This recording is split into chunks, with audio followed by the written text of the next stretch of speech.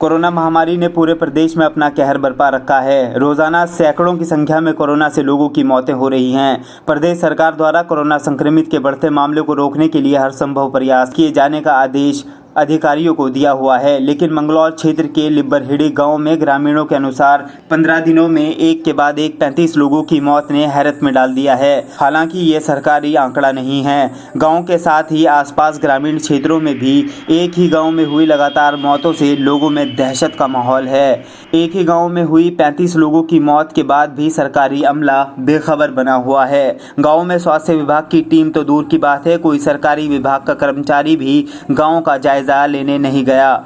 इतनी बड़ी लापरवाही ने सरकार की सभी दावों की पोल खोल दी है। ग्रामीणों की दहशत से गांव की गलियां भी सुनसान पड़ी हुई हैं। एक के बाद एक चिता जलाने वाले ग्रामीण स्वास्थ्य विभाग की मदद की राह तक रहे हैं, तो वहीं प्रशासन के अधिकारी इन मौतों को नेचुरल मौत बताकर अपना पीछा छुड़ा रहे हैं। गांव में लगातार हुई मौत के बाद कांग्रेस विधायक ने अपने निजी खर्चे से ऑक्सीजन सिलेंडर व ऑक्सीजन मशीनें मुहैया कराई हैं, जिससे ऑक्सीजन की कमी से किसी अन्य ग्रामीण की मौत न हो।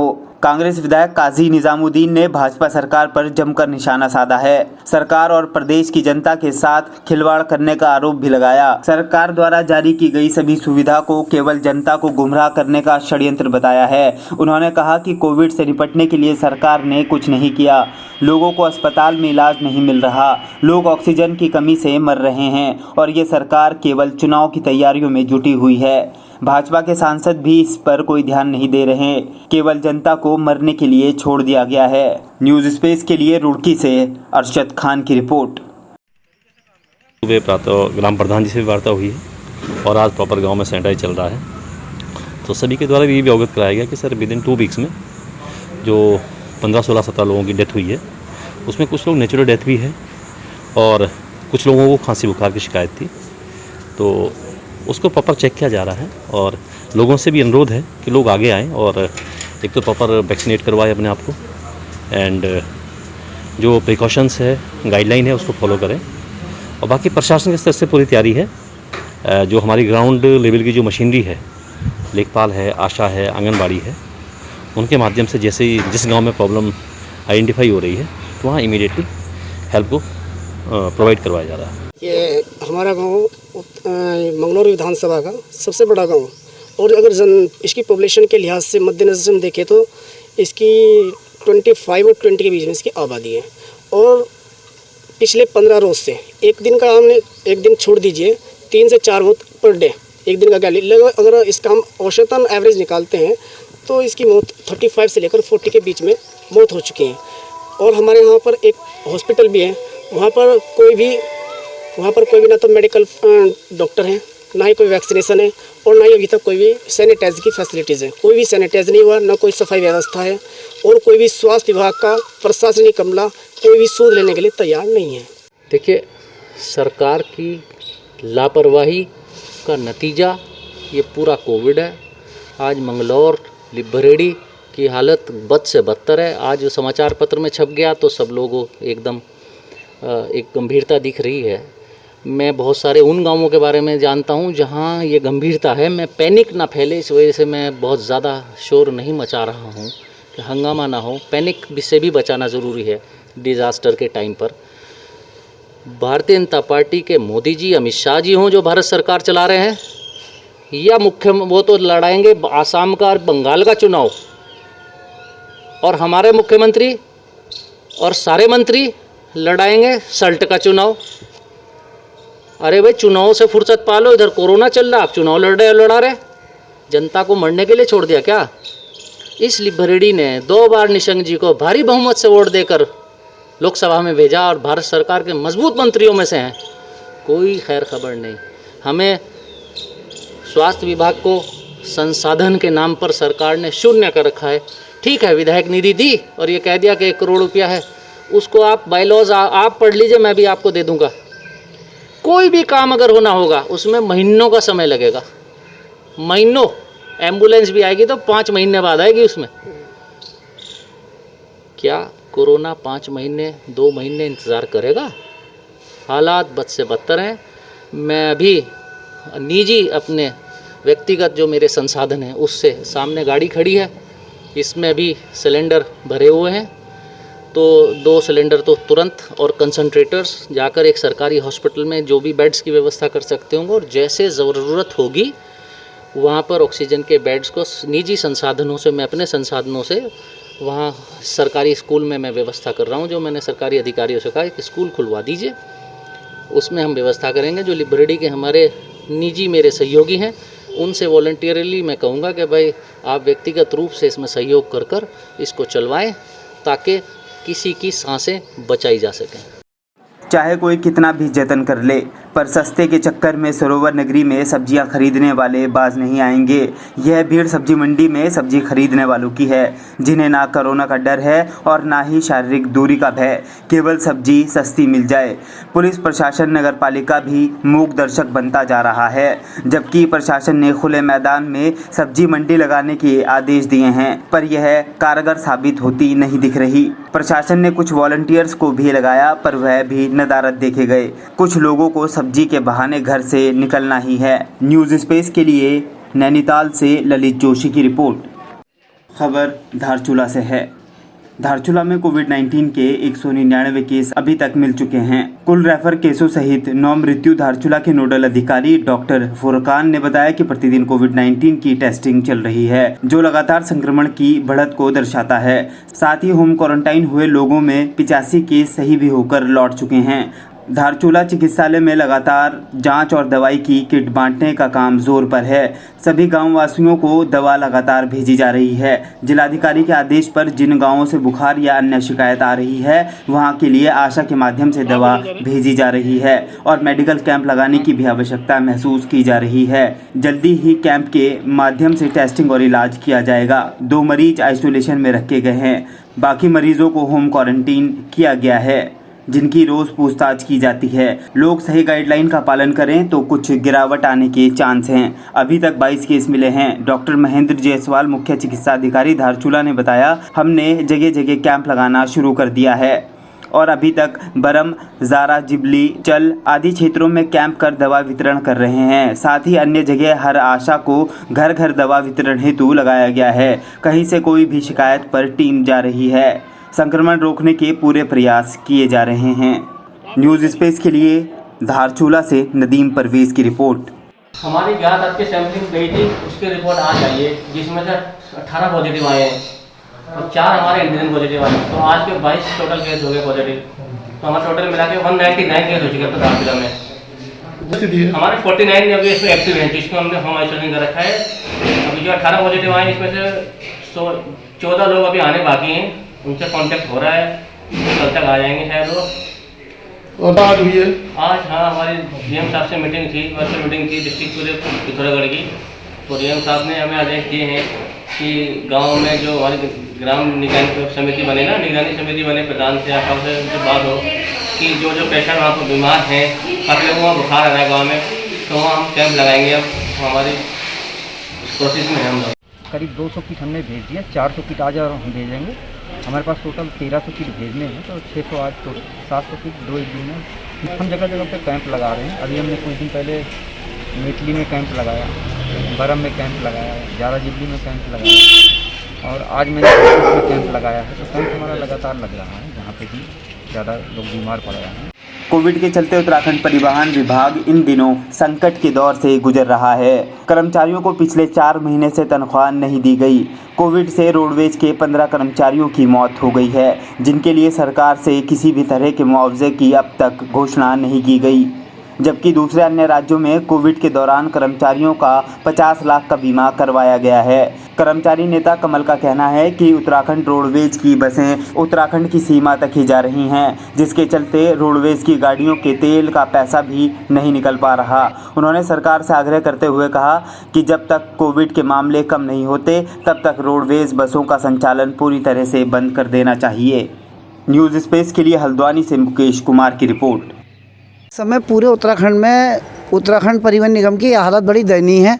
4 महीने से कर्मचारी को वेतन नहीं मिला है और करीब हमारे 15 से ज़्यादा कर्मचारियों की इसमें कोरोना काल में मृत्यु हो गई है। जो कोरोना वॉरियर्स का उनको जो सरकार द्वारा अन्य राज्यों में दिया जा रहा है 50 लाख का, उनको 50 लाख का उनका बीमा दिया जाए।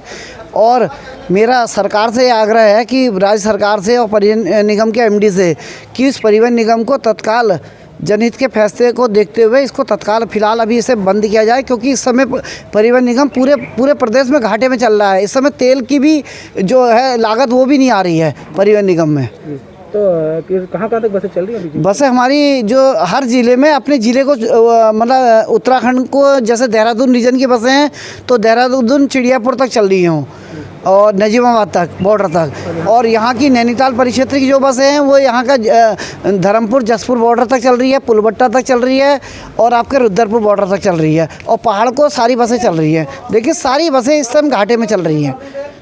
जोशीमठ प्रखंड के सीमांत अलकनंदा और धौलीगंगा घाटी के ग्रामीणों के लिए कोरोना संकट की इस घड़ी में हेमकुंड साहिब गुरुद्वारा मैनेजमेंट ट्रस्ट ने बड़ी सौगात दी है। हेमकुंड गुरुद्वारा ट्रस्ट के द्वारा सीमांत क्षेत्रों के लिए 2 एम्बुलेंस और 4 ऑक्सीजन कंसंट्रेटर भी दिए गए हैं। वहीं एम्बुलेंस मिलने से सीमांत क्षेत्र की नीति घाटी और माना घाटी के लोगों को काफी सुविधा मिलेगी। इस पूरे मामले में गुरुद्वारा कमेटी के प्रबंधक सेवा सिंह ने बताया कि किसी भी परिस्थिति में गुरुद्वारा कमेटी हेमकुंड साहिब क्षेत्र की जनता को मदद दिलाने के लिए तैयार है। आज एम्बुलेंस देकर कोविड-19 में स्वास्थ्य विभाग को मदद पहुंचाने का प्रयास हेमकुंड साहिब गुरुद्वारा कमेटी ने किया है। उपजिलाधिकारी जोशीमठ ने कहा कि एम्बुलेंस की सुविधा मुहैया कराकर गुरुद्वारा प्रबंधक ने सीमांत क्षेत्रों में लगातार बढ़ रहे कोरोना के मामले में और संक्रमित व्यक्तियों को अस्पताल पहुंचाने में मदद दी है। न्यूज़ स्पेस के लिए जोशीमठ से संजय कुंवर की रिपोर्ट। देखिए, सीमांत क्षेत्रों में जब भी कभी कोई प्रॉब्लम आई है तो गुरुद्वारा श्री हेमकुंड साहिब मैनेजमेंट ट्रस्ट सबसे आगे होकर सेवा करने में सेवा कर रहा है और पहले भी करता था, आगे भी करता रहेगा। अभी जैसे ये कोविड महामारी का दौर है तो गुरुद्वारा श्री हेमकुंड साहिब मैनेजमेंट ने 2 एम्बुलेंस तुरंत भेज दी है, जो एक जोशीमठ क्षेत्र को कवर करेगी और दूसरी गोविंदघाट, पांडुकेश्वर, लामबगड़ और हनुमान चट्टी तक। कोई भी कोविड का पेशेंट होगा जिसको एम्बुलेंस की ज़रूरत होगी, घर से हॉस्पिटल में आना होगा, तो हम फ्री ऑफ कॉस्ट उसको हॉस्पिटल में पहुंचाएंगे। उसके अलावा कोई कोविड का पेशेंट है और उसको लग रहा है कि मुझे ऑक्सीजन की ज़रूरत है लेकिन मैंने हॉस्पिटल में नहीं जाना है, हॉस्पिटल में बेड उसको प्रोवाइड नहीं है, तो कंसंट्रेट मशीन उसके घर में दी जाएगी। जब तक वो 5-6 दिन जब तक उसकी सेहत अच्छी नहीं होगी तो 5-6 दिन तक उसके घर में ये मशीन रहेगी और जब वो अच्छा फील करने लगे तब वापस गुरुद्वारा में इसको जमा किया जाएगा। किच्छा के तहसील परिसर में आयोजित कार्यक्रम में विधायक राजेश शुक्ला ने जिलाधिकारी नरेश दुर्गापाल व चिकित्सा अधिकारी डॉक्टर SC त्रिपाठी के साथ किच्छा ग्रामीण क्षेत्र की कुल 152 फ्रंटलाइन वर्कर को स्वास्थ्य सुरक्षा किट, जिनमें 92 आशा कार्यकर्त्री व 12 सेक्टर के 60 आंगनबाड़ी कार्यकर्तियों को स्वास्थ्य सुरक्षा किट वितरण की। विधायक राजेश शुक्ला ने कहा कि स्वास्थ्य विभाग द्वारा ग्रामीण क्षेत्रों में बन रहे क्वारंटाइन सेंटर, होम आइसोलेशन में कोरोना मरीजों की देखभाल की जिम्मेदारी फ्रंटलाइन वर्कर, आशा कार्यकर्त्री व आंगनवाड़ी कार्यकर्त्री को सुरक्षित रहने के लिए प्रशासन के सहयोग से स्वास्थ्य सुरक्षा किट उपलब्ध कराया गया है, जिसमें mask, sanitiser, face shield, PPE kit व दवाइयां हैं। आशा कार्यकर्त्री व आंगनबाड़ी कार्यकर्तियों को स्वास्थ्य विभाग व प्रशासन द्वारा जिम्मेदारी दी गई है कि होम आइसोलेशन में रहकर कोरोना मरीजों के स्वास्थ्य की देखभाल करेंगी। कुछ आशा कार्यकर्तियों द्वारा अवगत कराया गया कि उनको स्वास्थ्य सुरक्षा के मास्क, सैनिटाइजर, ग्लव्स न होने के कारण खतरा बना रहता है, जिस पर प्रशासन के सहयोग से आज ग्रामीण क्षेत्रों की सभी आशा वर्करों व बरा सेक्टर की 60 आंगनबाड़ी कार्यकर्त्री को स्वास्थ्य सुरक्षा किट उपलब्ध कराई गई। उप जिलाधिकारी नरेश दुर्गापाल ने समस्त आशा वर्करों को सुरक्षित रहते हुए अपनी जिम्मेदारियों को ईमानदारी से निभाने के निर्देश देते हुए कहा कि तहसील क्षेत्र के शहर व ग्रामीण क्षेत्रों में कार्यरत सभी फ्रंटलाइन वर्कर, आशा व आंगनबाड़ी कार्यकर्तियों को यह स्वास्थ्य सुरक्षा किट उपलब्ध कराई जा रही है। न्यूज़ स्पेस के लिए किच्छा से रंजीत सिंह की रिपोर्ट। उनके माध्यम से हमने एक टीम बनाई है जो हर गांव में जो कोरोना निगरानी टीम है उसके साथ कोऑर्डिनेट करते हुए आशा कार्यकर्ती घर घर पहुंचेंगी और जो भी उन्हें सस्पेक्टेड दिखाई देगा, जिस पे कोई लक्षण दिखाई देंगे या कोई भी थोड़ी बहुत भी ऐसा लगेगा कि वो कोरोना पीड़ित हो सकता है, उसको चिन्हित करके उसको जो किट दी गई है उस किट में पूरा मेडिकेशन है, उस हफ्ते भर का जो इसका कोर्स है वो कोर्स उनको देंगी। साथ ही साथ उनको सारे संसाधन दिए गए हैं ताकि वो सुरक्षित रहें और प्लस उनको एक ऑक्सीमीटर भी दिया गया ताकि वो चेक कर लें कि उसका ऑक्सीजन लेवल कितना है और उनको कैसे ये काम अंजाम देना है, इसकी पूरी ट्रेनिंग आज हमारे जो CSC के अधीक्षक है डॉक्टर त्रिपाठी जी और हमारे AGM साहब, इन लोगों ने मिलकर दिए उन्हें, और ये किट सरकार की ओर से उपलब्ध कराई जा रही है ताकि गाँव में हम पहले से सजग रह करके जितना संभव हो सकता है कोरोना से लोगों को पीड़ित होने से बचा सकें। तो आज उसी सिलसिले में किच्छा तहसील के प्रांगण में पूरे इस तहसील क्षेत्र के आशा कार्यकर्तियों को यहाँ इकट्ठा किया गया था और उनके फैसिलिटेटर साथ में आई थी। उनको सारी किटें उपलब्ध कराई गई हैं और उनको पूरा इंस्ट्रक्शंस दिए गए हैं कैसे उन्हें काम करना है। उनको कंट्रोल रूम का नंबर भी दिया गया है ताकि वहाँ कोई उनको कठिनाई आती है, कोई ऐसी अपरिहार्य स्थिति है जिसमें उनको लगता है कि उनको एडिशनल कुछ करने की आवश्यकता है, तो उसके लिए उनको तहसील कंट्रोल रूम का नंबर भी दिया है। मैंने अपना नंबर भी दिया है। मसूरी में सामाजिक कार्यकर्ता मनीष गोनियाल द्वारा मसूरी विधायक और कैबिनेट मंत्री गणेश जोशी और राज्य सरकार पर कोरोना संक्रमण में आम और गरीब लोगों को नजरअंदाज करने का आरोप लगाया गया है। उन्होंने कहा कि उत्तराखंड पर्यटन प्रदेश है और मसूरी पर्यटन में सभी छोटे बड़े व्यवसायिक रिक्शा, टैक्सी चालक, दिहाड़ी मजदूरी करने वाले लोग पर्यटन पर आधारित हैं। ऐसे में कोरोना काल में सभी लोगों के काम बुरी तरह से प्रभावित हो गए हैं। वह लोग खाने पीने के लिए मोहताज हैं, परंतु ना तो इस और क्षेत्रीय विधायक और न ही सरकार ध्यान दे रही है। उन्होंने कहा कि गरीब आदमी के पास राशन नहीं है। वह सामाजिक कार्यकर्ता अपने स्तर से गरीब लोगों को राशन देकर मदद करना चाहते हैं, परंतु उसके लिए भी प्रशासन और सरकार अनुमति नहीं दे रही, जिससे लोगों में सरकार के प्रति भारी आक्रोश है। उन्होंने कहा कि कोरोना संक्रमण से निपटने के लिए भी सरकार पूरी तरीके से विफल है। जो काम 1 साल पहले किए जाने चाहिए थे वह काम अब किए जा रहे हैं और वह भी 2022 के चुनाव को देखते हुए सरकार फीता काटने की राजनीति में व्यस्त है, लेकिन धरातल पर कोई भी काम पूरे होते नजर नहीं आ रहा। मनीष गोनियाल ने कांग्रेस पर भी हमला बोलते हुए कहा कि कांग्रेस भी विपक्ष की भूमिका नहीं निभा रही। कांग्रेस और भाजपा एक ही सिक्के के दो पहलू हैं और प्रदेश को बारी बारी लूटने का काम किया गया है। उन्होंने कहा प्रदेश की जनता आने वाले 2022 में दोनों कांग्रेस और भाजपा को करारा जवाब देगी। उन्होंने कहा कि इस प्रदेश की जनता उन्हीं लोगों को अपना समर्थन देगी जो धरातल पर रहकर उनकी समस्याओं के साथ आपदा की घड़ी में उनके साथ खड़े हैं। न्यूज़ स्पेस के लिए मसूरी से सुनील सोनकर की रिपोर्ट। अभी तक अपने उत्तराखंड वासियों के लिए और मसूरी विधानसभा पाड़ी बोमली क्षेत्र के लिए जो करा है, मैंने पिछले लॉकडाउन से धरातल में मैंने जमीनी स्तर में काम करा है। घर घर जाकर मैंने लोगों की राशन पहुँचाए, आर्थिक सहायता में काफ़ी मदद करी है मैंने। और दूसरा जो ये हमारे सरकारें और कोविड प्रभारी हमारे मंत्री जी जो अभी फिलहाल में मंत्री बने, तो इन्होंने खाली घोषणाओं में ज़्यादा ध्यान दिया है, धरातल में कुछ ध्यान नहीं दिया है। अब जैसे हमारी ये पार्किंग थी, पार्किंग के उसमें देखा जाएगा कि इन्होंने जब मार्च में बोला था इसका उद्घाटन किया जाएगा, पर धरातल में तो कुछ था ही नहीं। तो जमीनी स्तर में सारा टूट फूट कर सारा नीचे आ चुका है और उसमें भी कोई अभी तक कार्रवाई नहीं हो चुकी है। और जैसे हमारा ये पैटर्न नगरी मसूरी है, तो उसमें होटल व्यवसायी और आर्थिक जो हमारे रिक्शा चालक हैं, टैक्सी स्टैंड है चालक है, उनकी कमर पूरी तरह से टूट चुकी है। उन पे कोई ध्यान नहीं दिया जा रहा है, खाली वो घोषणाओं में ध्यान दे रहे हैं। जैसे प्लांट लगाने में ध्यान दे रहे हैं तो नवंबर को आचार संहिता लग जाएगी और ये खाली 2022 के चुनाव को देखते हुए ये खाली घोषणाओं में और रिबन काटने में ध्यान दे रहे हैं। जमीनी स्तर में कोई काम नहीं कर रहे हैं। अगर इन्होंने जमीनी स्तर में काम करा होता तो ये लोगों को आर्थिक पैकेज देते और पत्रकार बंधुओं के लिए भी सोचते, क्योंकि पत्रकार बंधु रात दिन जो एक खबर करके सरकार की आंख कान नाक खोल रहे हैं, उन पे भी ध्यान कोई दिया नहीं जा रहा है। उनके परिवार में कोई ध्यान नहीं दिया जा रहा है। उनको भी आर्थिक पैकेज देना चाहिए उन्हें। और जैसे हमारे रिक्शा रेडी वाले हैं, इनको जमीनी स्तर में इनको राशन पानी सब मुहैया कराना चाहिए, जो किसी प्रकार में नाकाम हो चुकी है और डबल इंजन की सरकार इनकी फेल हो चुकी है। इन्होंने सबक नहीं लिया सरकार ने। और जहां तक देखा जाए तो सरकार तो अपनी ही दुनिया में मगन है और धरातल में तो कुछ काम नहीं है, खाली बोलने में और सुर्खियों में ये ज़्यादा मस्त मगन है। और दूसरा अगर देखा जाए तो ये जो से हमारी गर्भवती महिलाएं, उनके लिए कोई इन्होंने सुविधा अभी तक प्राप्त नहीं करी है, ना उनके लिए कोई घोषणा करी, ना ढंग का कोई इन्होंने हॉस्पिटल बनाया है। सीमांत क्षेत्र धारचूला में बिशन सिंह चूफाल उत्तराखंड सरकार के कैबिनेट मंत्री ने कोविड-19 के आइसोलेशन सेंटर का किया मुआयना। साथ ही धारचूला उप जिला चिकित्सालय का भी निरीक्षण किया और धारचूला में वैक्सीन की किल्लत पर शासन में वार्ता की और धारचूला के डॉक्टर, स्टाफ, व्यापारियों व जनप्रतिनिधियों को कोरोना वायरस की समाप्ति के लिए सहयोग करने पर सराहना की। साथ ही हर न्याय पंचायत पर टेस्टिंग और दवा किट बांटने के आदेश दिए। धारचूला में केस घटने पर लापरवाही न करने का संदेश भी दिया और जो वैक्सीनेशन का कार्य रुका हुआ था उसे कल से शुरू करने का आदेश दिया है। न्यूज़ स्पेस के लिए धारचूला से नदीम परवेज की रिपोर्ट। इस समय मैंने धारचूला में जो कोविड सेंटर है उसका भी निरीक्षण किया और सामुदायिक स्वास्थ्य जो हमारा स्वास्थ्य केंद्र है उसका भी निरीक्षण किया गया। कोविड सेंटर में केवल एक पॉजिटिव जो हमारे यहाँ पर पेशेंट है और 58 जो है होम आइसोलेशन में है।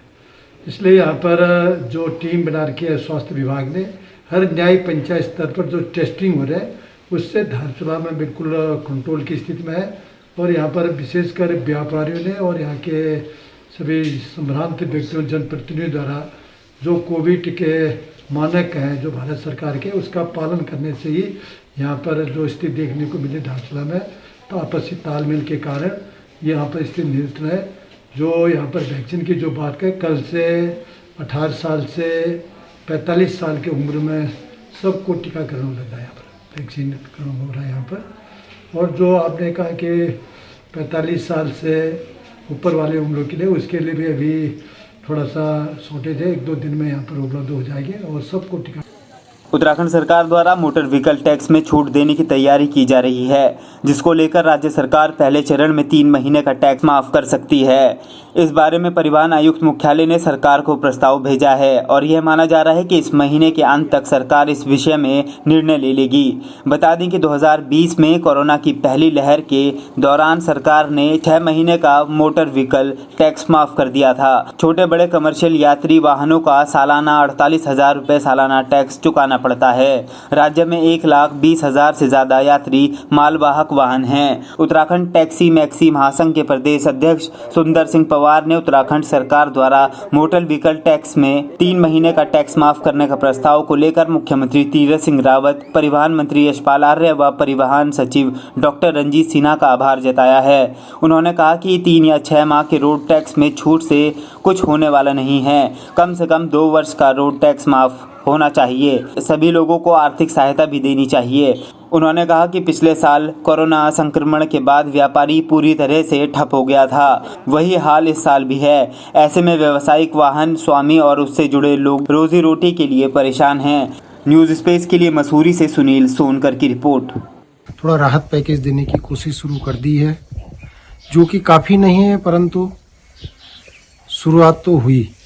लोगों को थोड़ा आस जगी है, लोगों के अंदर थोड़ा उत्साह है। लोग थोड़ा, जो गाड़ियां जिनकी खड़ी है, वो खड़ी गाड़ियों का जो टैक्स दे रहे थे, कम से कम वो टैक्स न देना पड़े। परंतु मेरा फिर भी सीएम साहब से एवं परिवहन मंत्री जी से विनम्र निवेदन है कि कम से कम 2 साल का टैक्स में छूट दी जाए।